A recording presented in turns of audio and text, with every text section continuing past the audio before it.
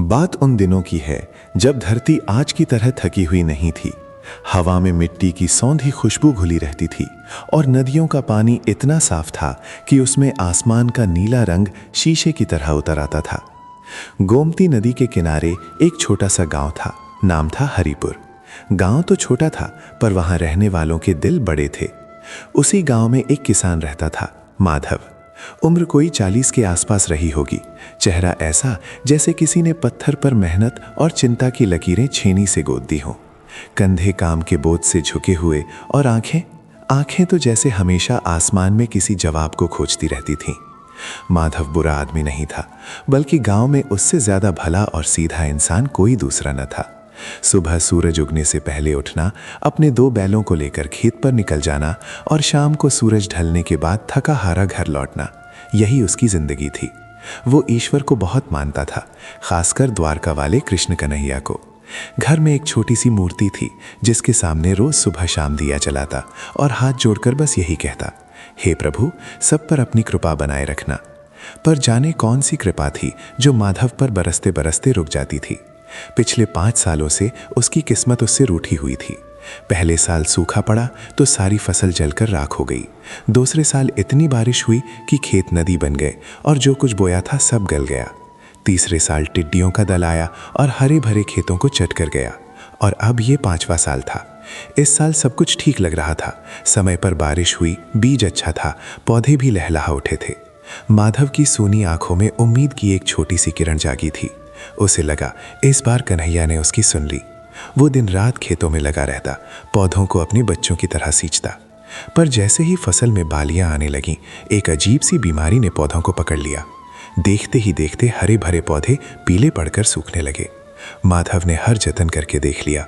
गांव के वैद्य से पूछा, शहर से दवा लाकर छिड़की, पर कुछ न हुआ। उसकी आंखों के सामने उसकी महीनों की मेहनत मिट्टी में मिल रही थी। अब माधव के सब्र का बांध टूट चुका था। घर में खाने को अनाज का एक दाना नहीं था। पत्नी राधा, जो कभी चांद का टुकड़ा लगती थी, अब चिंता और भुखमरी से सूख कर कांटा हो गई थी। वो ज्यादातर बीमार ही रहती। एक बेटा था मोहन, 20 साल का। वो भी गांव के बाकी लड़कों की तरह शहर चला गया था, ये कहकर कि इस सूखी खेती में कुछ नहीं रखा। जाते जाते उसने अपने पिता से जो कहा था, वो शब्द तीर की तरह माधव के सीने में चुभते रहते थे। बापू, तुम दिन रात भगवान भगवान करते हो, पर तुम्हारा भगवान तुम्हारी सुनता कहाँ है? मेहनत हम करते हैं और वो हमारी मेहनत पर पानी फेर देता है। माधव के पास कोई जवाब नहीं था। गांव के महाजन सुखराम का कर्ज सिर पर पहाड़ की तरह भारी होता जा रहा था। सुखराम रोज अपने आदमियों को भेजता और वो दरवाजे पर खड़े होकर गालियां देते। गांव वाले भी अब माधव से कतराने लगे थे। जिसे देखो वही दया या तिरस्कार की नजर से देखता। एक दिन जब सूरज आसमान में आग का गोला बना हुआ था और गर्म हवाएं बदन को झुलसा रही थीं, माधव अपने सूखे खेत के बीचों बीच बैठा था। उसके हाथ में एक मुरझाया हुआ पौधा था और उसकी आंखों से आंसू नहीं, जैसे लहू टपक रहा था। उसने आसमान की ओर देखा और चिल्लाया, कहाँ हो पनैया, कहाँ हो तुम? मैंने आज तक किसी का बुरा नहीं किया, किसी का दिल नहीं दुखाया, चींटी को भी बचाया, भूखे को अपनी रोटी में से आधी रोटी दी। फिर मेरे साथ ही ऐसा क्यों? किस बात का हिसाब ले रहे हो मुझसे? क्या यही तुम्हारा न्याय है? उसकी आवाज में इतना दर्द था कि आसपास खड़े सूखे पेड़ भी कांप गए। वो बहुत देर तक रोता रहा, चीखता रहा, पर सुनने वाला कोई नहीं था। जब वो पूरी तरह से थक गया तो उठकर गांव की ओर नहीं बल्कि नदी की ओर चल पड़ा। उसके मन में एक ही विचार था, इस जिंदगी को खत्म कर देने का। जब जीने की कोई वजह ही नहीं बची तो ये बोझ ढोने का क्या फायदा। वो नदी के किनारे पहुंचा। पानी शांत था, पर माधव के मन के अंदर तूफान मचा हुआ था। वो बस पानी में उतरने ही वाला था कि पीछे से एक आवाज आई। आवाज बड़ी मीठी और शांत थी, जैसे शहद में घुला हुआ चंदन। ठहरो माधव। माधव ने चौंक कर पीछे मुड़कर देखा। वहां एक पेड़ की छांव में एक पथिक बैठा था। उम्र का अंदाजा लगाना मुश्किल था। चेहरे पर बच्चों जैसी सरलता थी, पर आंखों में ऐसी गहराई जैसे सदियों का ज्ञान छिपा हो। सांवला रंग, होठों पर एक हल्की सी मुस्कान और बदन पर साधारण से पीले वस्त्र। उसके चेहरे पर एक ऐसा तेज था कि माधव की आंखें अपने आप झुक गईं। उस पथिक के पास कुछ नहीं था सिवाय एक बांसुरी के, जो उसने अपनी कमर में खोस रखी थी। माधव को हैरानी हुई, इस अनजान आदमी को मेरा नाम कैसे पता? पथिक ने फिर कहा, नदी में डूबने से क्या तुम्हारे सवालों के जवाब मिल जाएंगे? क्या सुखराम का कर्ज उतर जाएगा? क्या तुम्हारी पत्नी ठीक हो जाएगी और तुम्हारा बेटा लौट आएगा? माधव हक्का बक्का रह गया। ये आदमी मेरे बारे में सब कुछ कैसे जानता है? वो कुछ बोल नहीं पाया, बस पथिक को देखता रहा। पथिक मुस्कुराया और बोला, आओ यहाँ मेरे पास बैठो, बहुत थक गए हो, थोड़ा आराम कर लो, फिर बात करते हैं। माधव के पैरों में जैसे जान ही नहीं बची थी। वो धीरे धीरे चलकर उस पेड़ के नीचे बैठ गया। पथिक ने अपनी छोटी सी पोटली से एक रोटी निकाली और माधव की ओर बढ़ा दी। माधव ने मना करते हुए सिर हिलाया। पथिक ने कहा, खा लो, भूखे पेट ना तो सवाल समझ आते हैं ना जवाब। माधव की आंखों में फिर से आंसू आ गए। वो बोला, तुम कौन हो और तुम्हें मेरी कहानी कैसे पता? पथिक ने रोटी उसके हाथ में थमाते हुए कहा, मैं बस एक मुसाफिर हूँ। तुम्हारी कहानी तो इन हवाओं ने, इस मिट्टी ने और इस नदी के पानी ने मुझे सुनाई है। तुम जो सवाल आसमान से पूछ रहे थे वो मैंने भी सुने। तुम जानना चाहते हो ना कि तुम्हारे साथ ही ऐसा क्यों हो रहा है? तुम जानना चाहते हो ना कि तुम्हारे कर्मों का ऐसा फल तुम्हें क्यों मिल रहा है? माधव ने सुबकते हुए हाँ में सिर हिलाया। उसने कहा, मैंने तो हमेशा अच्छे कर्म ही किए हैं, फिर मेरे हिस्से में इतना दुख क्यों? और जो लोग पाप करते हैं, दूसरों को लूटते हैं, जैसे वो महाजन सुखराम, वो महलों में रह रहे हैं। ये कैसा हिसाब है भगवान का? पथिक की मुस्कान गहरी हो गई। उसने कहा, हिसाब तो बड़ा सीधा और सच्चा होता है माधव। उसमें एक पाई की भी गलती नहीं होती। बस कभी कभी हम जिस बही खाते को देख रहे होते हैं वो अधूरा होता है। तुम सिर्फ इस जन्म का पन्ना देख रहे हो, जबकि कर्मों की किताब में तो कई पन्ने होते हैं, कई जन्मों के। क्या तुम अपनी किताब के पिछले पन्ने देखना चाहोगे? माधव कुछ समझ नहीं पाया। उसने पूछा, पिछले पन्ने, पिछले जन्म, ये सब तो कहानियों में होता है। पथिक ने कहा, ये दुनिया ही एक कहानी है माधव, और हर कहानी की एक शुरुआत होती है। तुम्हारे दुखों की शुरुआत भी कहीं ना कहीं से हुई होगी। अगर हिम्मत है तो मैं तुम्हें वो शुरुआत दिखा सकता हूँ। मैं तुम्हें तुम्हारे हर क्यों का जवाब दे सकता हूँ। पर याद रखना, सच कभी कभी बहुत कड़वा होता है, उसे बचाने की ताकत चाहिए। माधव की आंखों में एक अजीब सी चमक आई। अब उसके अंदर मरने का ख्याल नहीं बल्कि जानने की इच्छा पैदा हो रही थी। उसने कहा, मुझे सब जानना है, मुझे हर सच मंजूर है। अब इस दुख से बुरा और क्या होगा? पथिक ने कहा, ठीक है, तो अपनी आंखें बंद करो, डरो मत, मैं तुम्हारे साथ हूँ। बस जो मैं दिखाऊं उसे एक कहानी की तरह देखना। अपने आप को उस कहानी का हिस्सा मत समझना, बस एक दर्शक बनकर देखना। माधव ने गहरी सांस ली और अपनी आंखें बंद कर ली। बाहर की दुनिया में सब कुछ शांत हो गया। उसे बस पथिक की मीठी आवाज़ सुनाई दे रही थी। चलो माधव, चलते हैं समय में थोड़ा पीछे, बहुत पीछे, कोई 100 साल पीछे। जैसे ही पथिक ने ये कहा, माधव को लगा जैसे वो किसी गहरे कुएं में गिरता जा रहा है। उसके कानों में तरह तरह की आवाज़ें आने लगीं, घोड़ों की टापें, बाजार का शोर, लोगों की हंसी।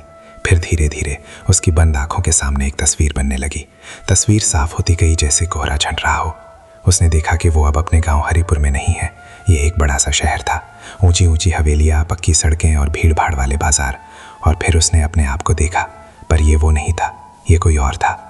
एक मोटा ताज़ा आदमी जिसकी उम्र 50 के करीब होगी। उसने रेशमी कपड़े पहने थे, गले में सोने की मोटी मोटी मालाएं थीं और उंगलियों में अंगूठियां ऐसे चमक रही थी जैसे जुगनू बैठे हों।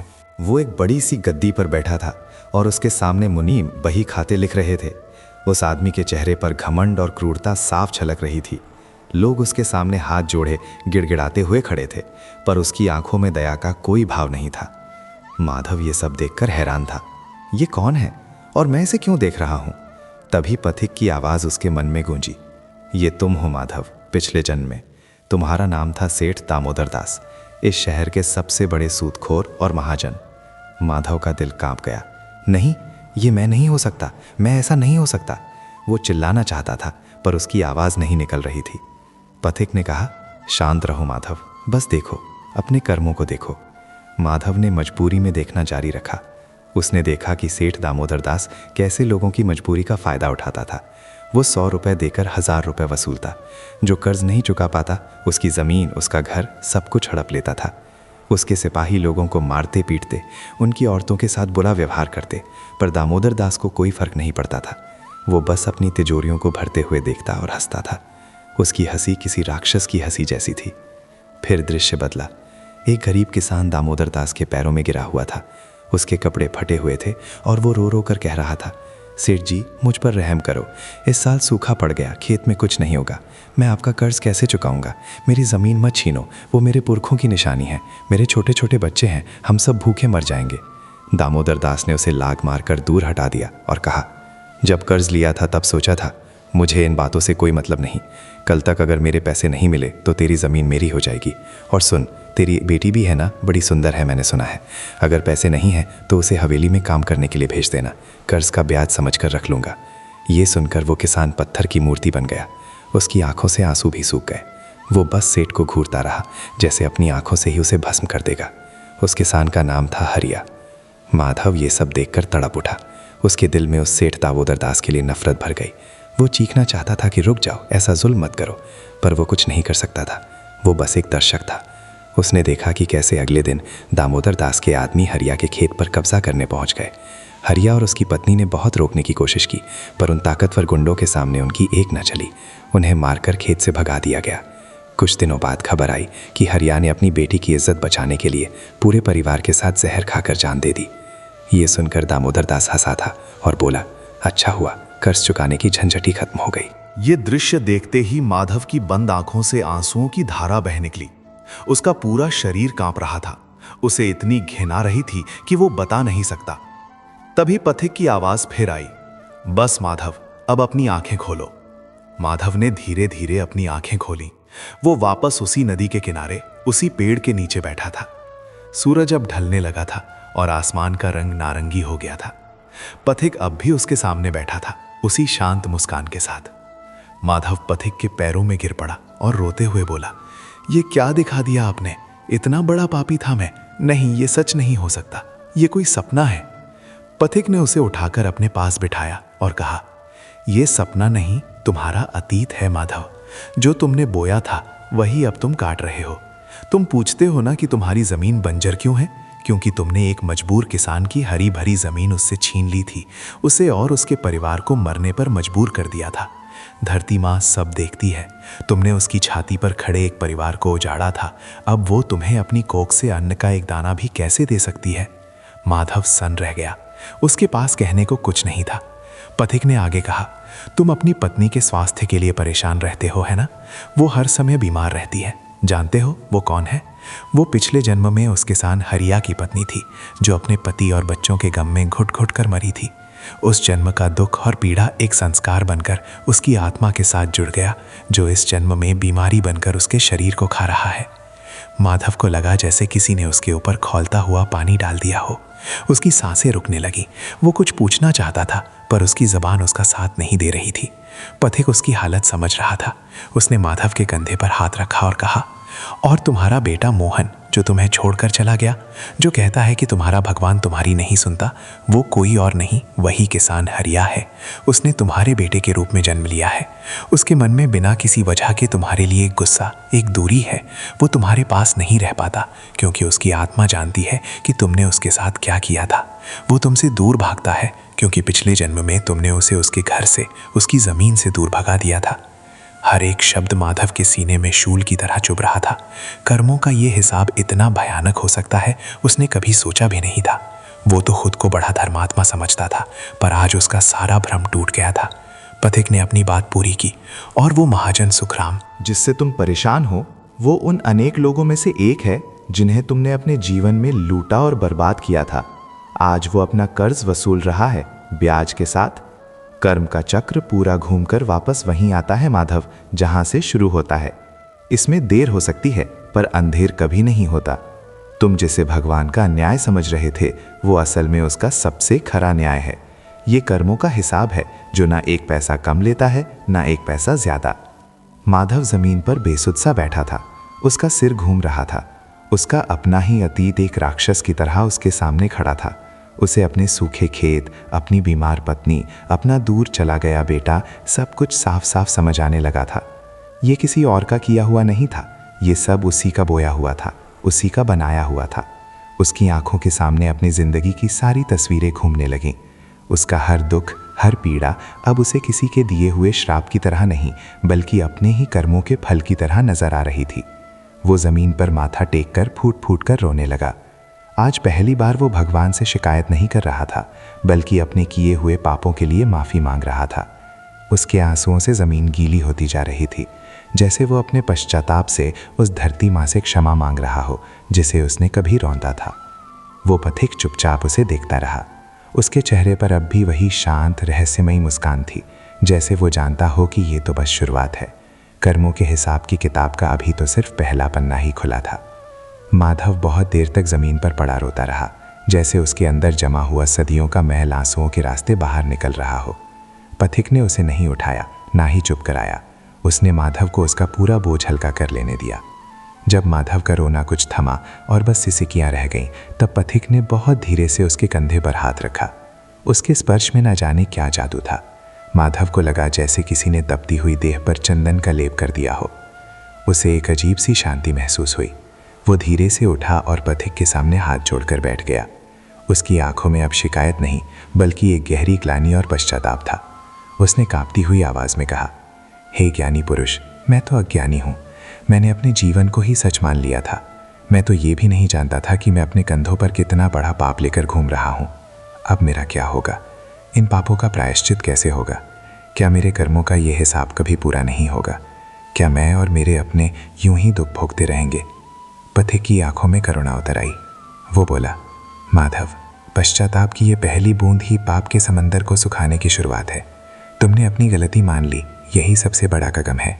अब सुनो, कर्म का हिसाब चुकता करने के 2 रास्ते होते हैं।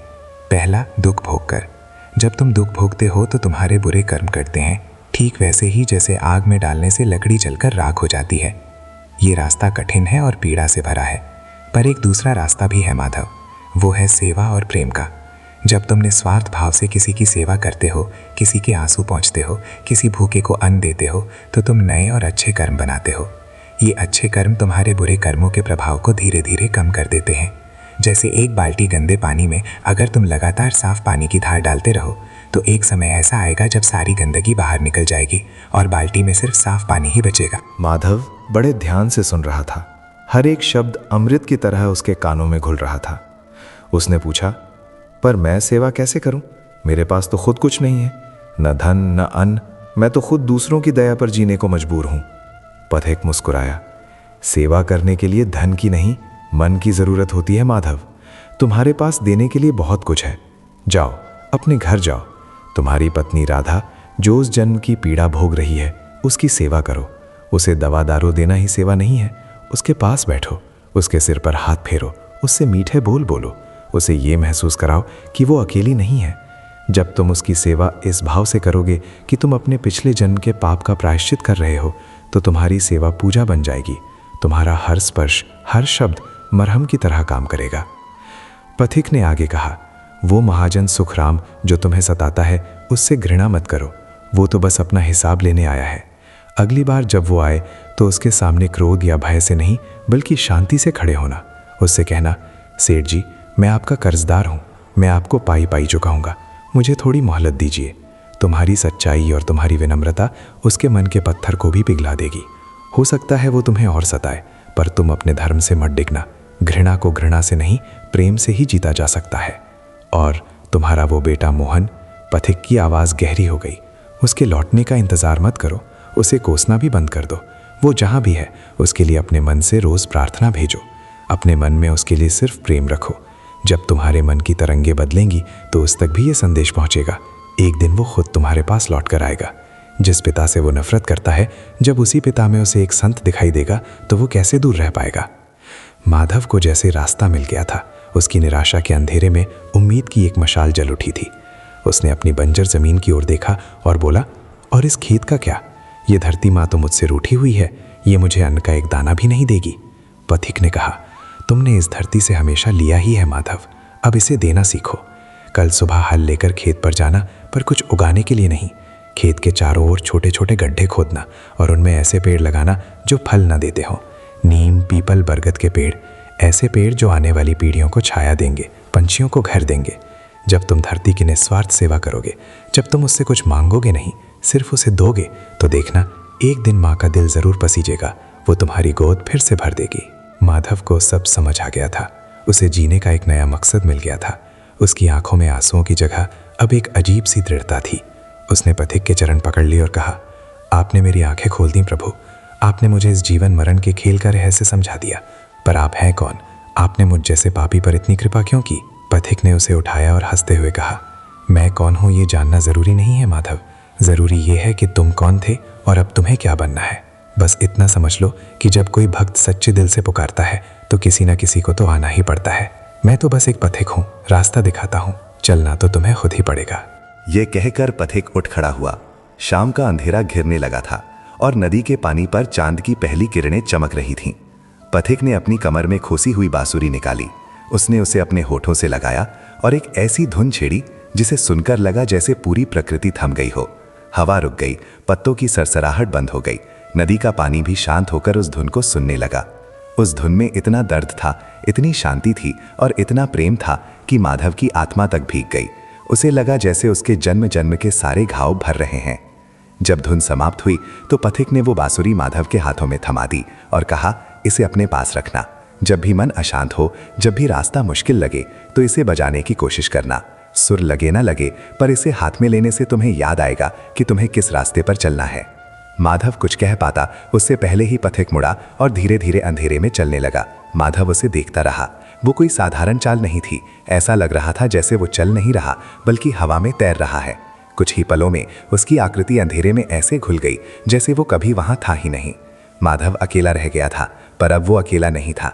उसके साथ उम्मीद थी, एक रास्ता था और हाथों में वो रहस्यमयी बांसुरी थी। उसने बांसुरी को अपने सीने से लगा लिया। उसे लगा जैसे उसने साक्षात कन्हैया को ही छू लिया हो। वो भारी मन पर एक शांत हृदय के साथ अपने घर की ओर चल पड़ा। गांव की गलियां सूनी थीं। जब वो अपने टूटे फूटे घर के दरवाजे पर पहुंचा तो अंदर से राधा के खांसने की आवाज आई। पहले जब वो ये आवाज सुनता था तो उसके मन में एक खीज और बेबसी भर जाती थी, पर आज उसे उस खांसी में भी एक कहानी सुनाई दे रही थी। एक पुराने कर्ज की याद आ रही थी। वो अंदर गया। राधा एक फटी हुई चटाई पर लेटी हुई थी। उसकी सांसें उखड़ रही थीं। माधव ने दिया जलाया। उसकी रोशनी में राधा का पीला और मुरझाया हुआ चेहरा देखकर माधव का दिल भर आया, पर आज उसकी आंखों में दया नहीं बल्कि एक गहरा सम्मान और सेवा का भाव था। वो अपनी पत्नी के पास नहीं बल्कि उस आत्मा के पास बैठा था जिसे उसने पिछले जन्म में असहनीय पीड़ा दी थी। उसने पानी का लोटा उठाया और बहुत धीरे से राधा का सिर अपनी गोद में रख लिया। उसने चुल्लू में पानी लेकर धीरे धीरे उसके होठों से लगाया। राधा ने चौंक कर आंखें खोली। उसने अपने पति की आंखों में आज कुछ ऐसा देखा जो पहले कभी नहीं देखा था। न गुस्सा, न चिंता, न बेबसी। आज माधव की आंखों में एक अथाह शांति थी, जैसे कोई गहरा समंदर। माधव ने उसके माथे पर हाथ फेरा और इतने प्यार से कहा जितना उसने शायद पिछले 20 सालों में कभी नहीं कहा था। सो जाओ राधा, मैं यहीं हूँ तुम्हारे पास। अब तुम्हें कोई चिंता करने की जरूरत नहीं है। राधा हैरान थी, पर उसे बहुत अच्छा लग रहा था। पति के स्पर्श और उसकी आवाज की ठंडक ने उसकी आधी बीमारी जैसे सोख ली थी। वो आंखें बंद करके सो गई और माधव रात भर वहीं बैठा रहा, बिना पलक झपकाए अपनी पत्नी को देखता रहा। ये उसकी सेवा की, उसके प्रायश्चित की पहली रात थी। उसके जीवन का एक नया अध्याय शुरू हो चुका था। कर्मों के बही खाते में एक नया हिसाब लिखा जा रहा था और दूर कहीं शायद उसी पथिक के होठों पर एक मीठी सी मुस्कान तैर रही थी। अगली सुबह जब सूरज की पहली किरण ने गांव को जगाया तो माधव पहले ही जाग चुका था। रात भर एक ही जगह बैठे रहने से उसका शरीर अकड़ गया था, पर उसके मन में एक नई तरह की ऊर्जा थी। उसने राधा के माथे पर हाथ रखकर देखा। उसे लगा जैसे उसका बुखार कुछ कम हुआ है। वो चुपचाप उठा, घर के बाहर रखे मिट्टी के घड़े से पानी लिया और बिना कुछ खाए पिए कंधे पर कुदाल रखकर अपने खेत की ओर चल पड़ा। गांव वाले जो उसे रोजाना सिर झुकाए हारे हुए इंसान की तरह खेत जाते देखते थे, आज उसे देखकर हैरान थे। आज माधव की चाल में एक अजीब सी दृढ़ता थी। उसकी झुकी हुई कमर सीधी थी और उसकी आंखों में जो कल तक निराशा का अंधेरा था, वहां आज एक शांत सी चमक थी। लोगों ने कानाफूसी की, लगता है माधव पागल हो गया है। या तो दुख ने इसका दिमाग खराब कर दिया है या फिर ये गांव छोड़कर जाने की तैयारी में है। पर माधव ने किसी की ओर नहीं देखा। वो सीधा अपने खेत पर पहुंच गया। खेत वैसा ही था, सूखा और बेजान।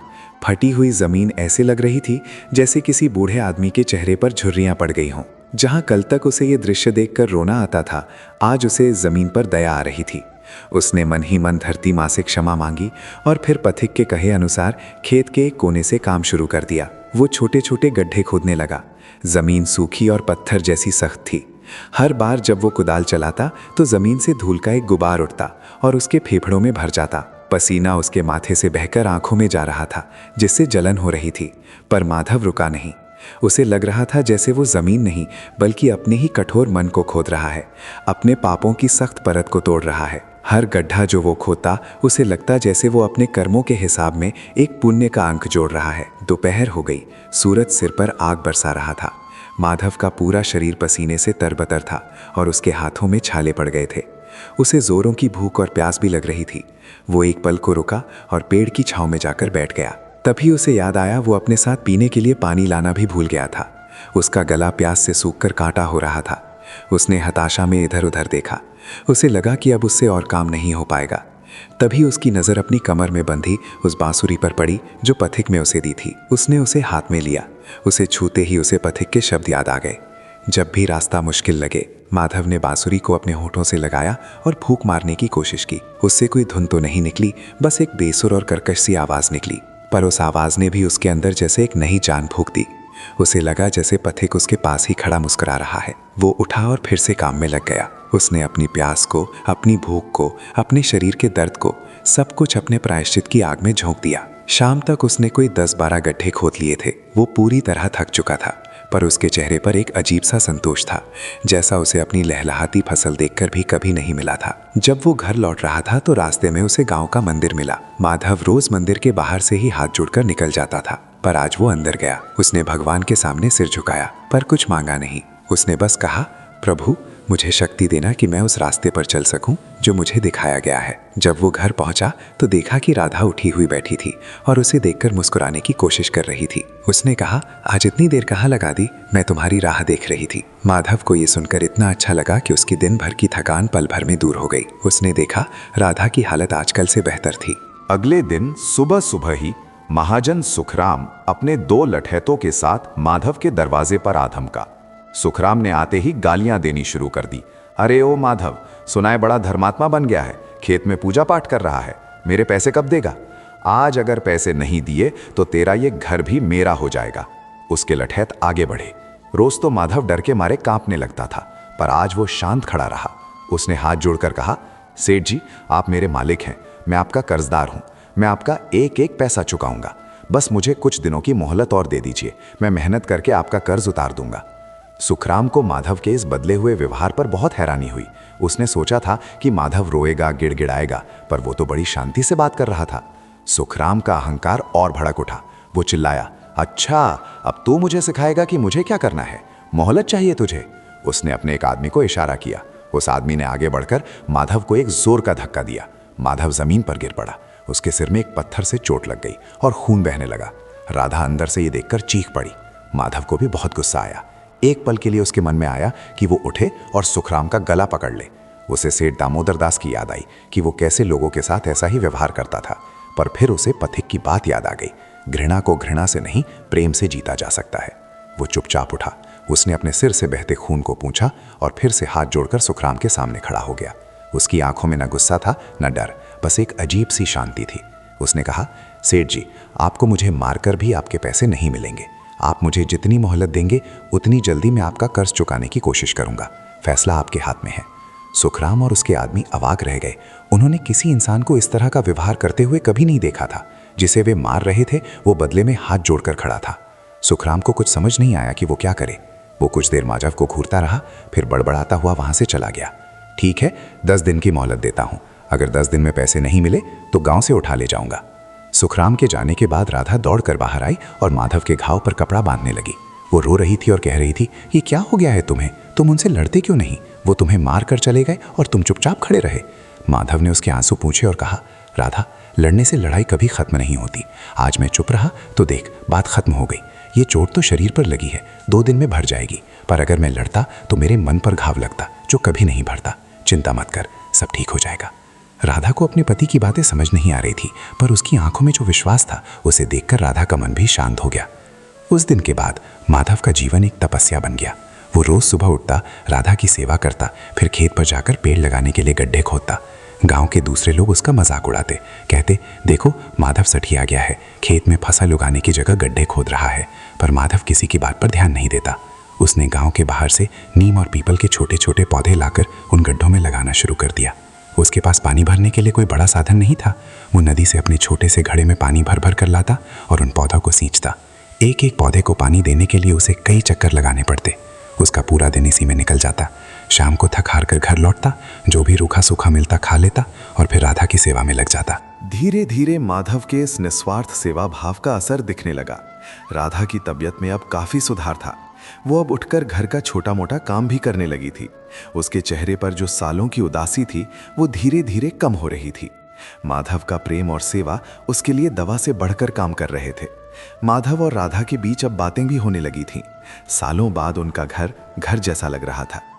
सुखराम भी अब उसे परेशान करने नहीं आता था। 10 दिन बीत गए, फिर 15 दिन, फिर 1 महीना। माधव के पास उसे देने के लिए पैसे तो नहीं थे, पर वो जब भी शहर जाता तो सुखराम की दुकान के सामने जाकर हाथ जोड़कर खड़ा हो जाता। वो कुछ बोलता नहीं, बस अपनी मूक भाषा में मोहलत मांगता और अपनी मजबूरी बताता। सुखराम पहले तो उसे देखकर गुस्सा होता, पर धीरे धीरे माधव की इस रोज की हाजिरी और उसकी शांत आंखों ने सुखराम के मन पर भी असर करना शुरू कर दिया। उसे अब माधव को देखकर गुस्सा नहीं, बल्कि एक अजीब सी उलझन होती थी। उसे समझ नहीं आता था कि ये आदमी किस मिट्टी का बना है। और माधव के खेत में जहाँ कभी अन्न का एक दाना नहीं उगता था, अब वहाँ छोटे छोटे पौधे लहलहाने लगे थे। माधव ने जो पेड़ लगाए थे वे अब जड़ पकड़ चुके थे और उनमें नई नई पत्तियाँ फूटने लगी थीं। चिड़िया उन पेड़ों पर आकर बैठने लगी थीं। उस बंजर जमीन पर अब जिंदगी के निशान दिखने लगे थे। माधव रोज उन पौधों से ऐसे बातें करता जैसे वे उसके बच्चे हों। वो अब धरती से कुछ मांग नहीं रहा था, वो बस दिए जा रहा था बिना किसी उम्मीद के। और इसी देने के सुख में उसे वो आनंद मिल रहा था जो उसे कभी पाने में नहीं मिला था। कर्मों का हिसाब अभी पूरा नहीं हुआ था, पर अब वो हिसाब दुख और पीड़ा से नहीं, बल्कि सेवा और प्रेम से चुकाया जा रहा था। माधव को नहीं पता था कि उसका भविष्य क्या होगा, पर उसे एक बात का यकीन था, उसका पथिक, उसका कन्हैया उसे देख रहा है और अब वो उसे कभी अकेला नहीं छोड़ेगा। समय अपनी गति से चलता रहा। देखते देखते कई महीने बीत गए। सर्दी के बाद बसंत आया और फिर गर्मी की शुरुआत होने लगी। हरिपुर गांव में सब कुछ पहले जैसा ही था, सिवाय माधव के। अब गांव के लोग उसे पागल नहीं कहते थे, बल्कि उसे एक अजीब से सम्मान और आश्चर्य की दृष्टि से देखते थे। माधव का जीवन अब एक साधु जैसा हो गया था। उसकी ज़रूरतें कम हो गई थी और चेहरे पर एक स्थायी शांति बस गई थी। उसकी पत्नी राधा अब लगभग पूरी तरह से स्वस्थ हो चुकी थी। वो अब माधव के साथ खेत पर भी जाती और पौधों को पानी देने में उसकी मदद करती। पति पत्नी के बीच का मौन अब एक गहरे प्रेम और समझ में बदल चुका था। जिस घर में कलह और निराशा का वास था, अब वहाँ शांति और संतोष था। माधव के लगाए हुए पेड़ अब इतने बड़े हो गए थे कि उनकी छांव में बैठकर 2-4 लोग आराम कर सकते थे।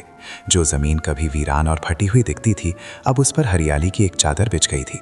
पक्षियों ने उन पेड़ों पर अपने घोंसले बना लिए थे और उनकी चहचहाहट से पूरा खेत गूंजता रहता था। माधव ने अभी भी उस खेत में फसल उगाने की कोशिश नहीं की थी। वो बस धरती की सेवा में लगा हुआ था। कभी कभी गांव के बच्चे खेलते खेलते उसके खेत में आ जाते तो माधव उन्हें अपनी छांव में बिठाता और अपनी उस बांसुरी को बजाने की कोशिश करता। सुर तो अब भी नहीं लगते थे, पर बच्चे उसकी बेसुर धुन पर भी हंसते और खुश होते। माधव को इसी में आनंद मिलता था। एक दिन जब माधव और राधा अपने खेत में पौधों को पानी दे रहे थे, तो गांव का एक आदमी दौड़ता हुआ उनके पास आया। वो हाँफ रहा था। उसने कहा, माधव जल्दी चलो, महाजन सुखराम की हवेली में आग लग गई है। ये सुनकर माधव के हाथ से घड़ा छूट गया। वो एक पल के लिए सन्न रह गया। उसके मन में एक क्षण के लिए सेठ दामोदर दास जागा, जो शायद ये सुनकर खुश होता, पर अगले ही पल माधव ने अपने मन को झिड़का। उसे पथिक की बात याद आई, घृणा को घृणा से नहीं, प्रेम से जीता जा सकता है। सुखराम ने उसे बहुत सताया था, पर आज वो मुसीबत में था। माधव ने राधा की ओर देखा और बिना कुछ सोचे गांव की ओर दौड़ पड़ा। जब वो पहुंचा तो देखा कि सुखराम की बड़ी सी हवेली धू धू करके जल रही थी। लपटें आसमान को छू रही थी और चारों तरफ धुआं ही धुआं था। गांव के सभी लोग बाहर खड़े तमाशा देख रहे थे। कोई भी अंदर जाने की हिम्मत नहीं कर रहा था। सुखराम हवेली के बाहर जमीन पर बैठकर अपनी छाती पीट पीट कर रो रहा था। लुट गया, मैं बर्बाद हो गया, मेरी सारी दौलत, मेरा सब कुछ जलकर राख हो गया। लोग आपस में बातें कर रहे थे। अच्छा हुआ, बहुत पाप किए थे इसने, भगवान ने आज हिसाब बराबर कर दिया। माधव ये सब सुनकर दुखी हुआ। वो भीड़ को चीरता हुआ आगे बढ़ा। तभी किसी ने चिल्लाकर कहा, अरे सुखराम की छोटी बेटी मुनिया तो अंदर ही रह गई, वो ऊपर वाले कमरे में सो रही थी। ये सुनते ही सुखराम की पत्नी दहाड़े मारकर रोने लगी। सुखराम पागलों की तरह आग में घुसने की कोशिश करने लगा, पर लोगों ने उसे पकड़ लिया। किसी की हिम्मत नहीं हो रही थी कि उस आग के दरिया में कूदे।